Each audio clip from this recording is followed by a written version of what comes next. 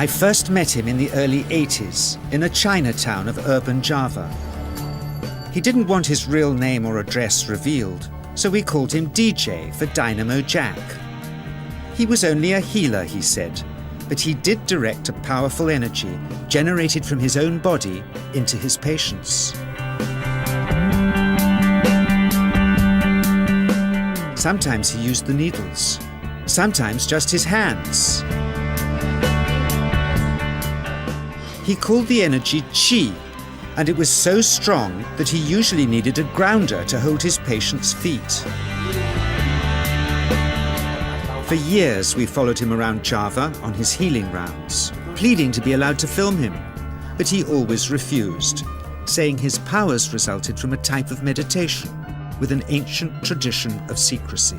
It was only when my brother Lorne was suffering from a serious eye infection that he finally allowed us to film him in 1987.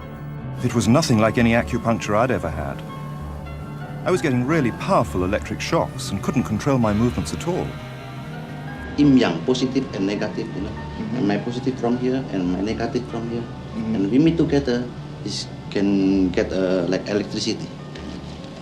And is this because you're special? You have a special sort of It's body? meditation every day. It's meditation that does it. Meditation every day.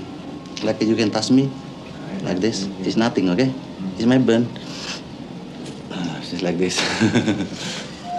For our sound recordist, it was also a shocker.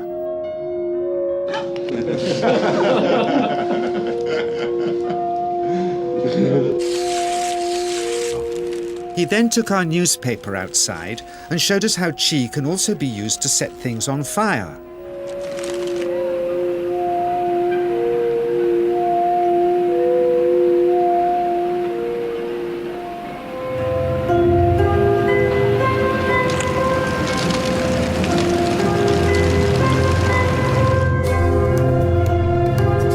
When he heard we'd shown this footage in public, he was very upset and refused all our future efforts to contact him again.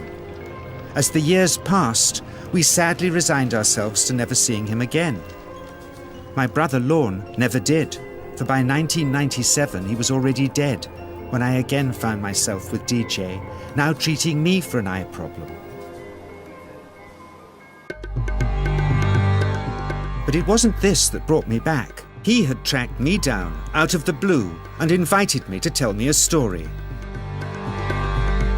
He'd just returned from 2 years on a deep meditational journey, alone in the heart of Borneo.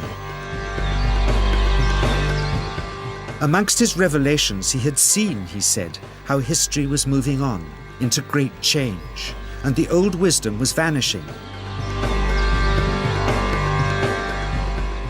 So he'd called me back to film just enough of him to remind us that we all have undreamed of powers sleeping within us, and that there's nothing special about him except for his training in waking them. Grounding this patient, my cameraman Joe is having to use all his weight to keep contact. But Qi is pushing him away. He seems able to control the amplitude of this Qi, like a dimmer switch, and it causes uncontrollable responses in the patients and their grounders. I can barely keep my hand on you. It must fly off. The electricity is so strong. This mother unwittingly grounds her child. He won't sit still, so she's asked to hold him and grin and bear it. Sometimes, signs of this passing energy can be seen in the transmitter too. This Qi stuff is only the surface, he says, of the real adventure beneath, in the meditational technique, which at one time, when he taught it, dozens of his students were trying to master. At private testing sessions, they'd be asked to show their progress by, in this case, trying to push brittle plastic chopsticks through a hard wooden bench. Some of them could make some dents, but only DJ can go right through.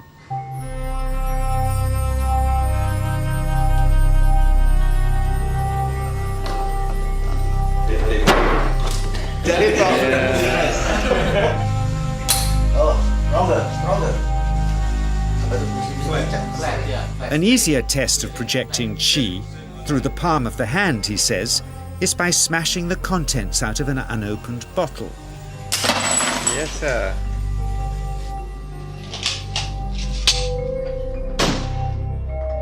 Projecting qi from the palm of the hand can also be used to resist rifle pellets, he says.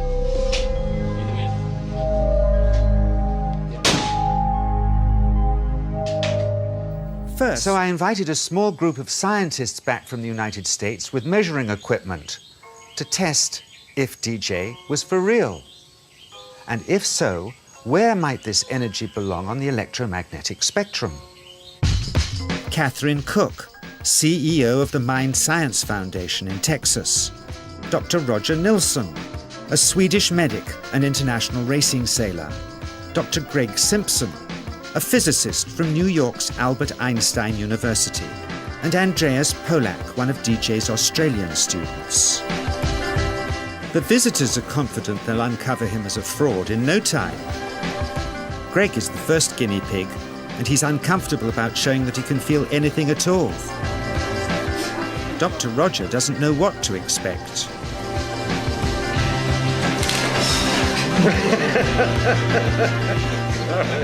Out comes the metal detector, like the things they use in airports, to see if he has any concealed metal in his body. Then the voltmeter, to try and measure the qi. But how to get it to work? Where's the ground? What settings? But suspecting there's some tricky setup on his premises they can't find, they insist we all go to a randomly chosen hotel room several miles away to see if he can light a light bulb with his fingers. It doesn't ground on the wall. So Greg holds and grounds one wire, while DJ pumps qi through the other. The bulbs are LEDs, light-emitting diodes, which ignite in different colors according to the intensity of current.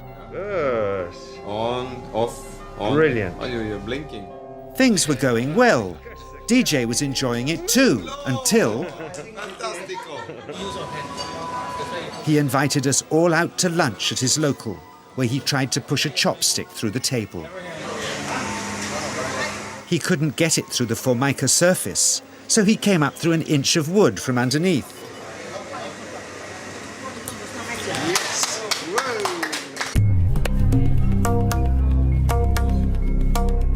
Not only did he draw his own blood, but a chopstick splinter had caught Alison here between the eyes, drawing more. The incident was laughed off apologetically, but next morning he was a different man, drawn and upset. He said he'd been visited all night by his long-dead master, raging that he'd broken the strict taboos of his sect, never to show off in public and never to cause harm or draw blood. He felt deeply chastised. All further testing and filming must end. Never again would he submit to public scrutiny, nor accept any new students. He would sink from sight and continue his healing in obscurity, as he had done since before we met him in the early 80s and had always told us was right. I realized that for science there's nothing conclusive here.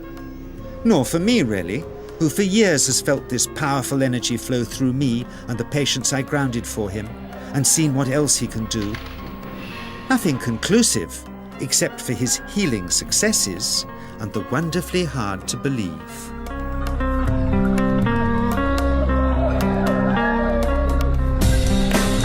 Is this just the tip of the iceberg of powers we've always dreamed we possessed hidden within us? When we look for ourselves, is it somewhere here?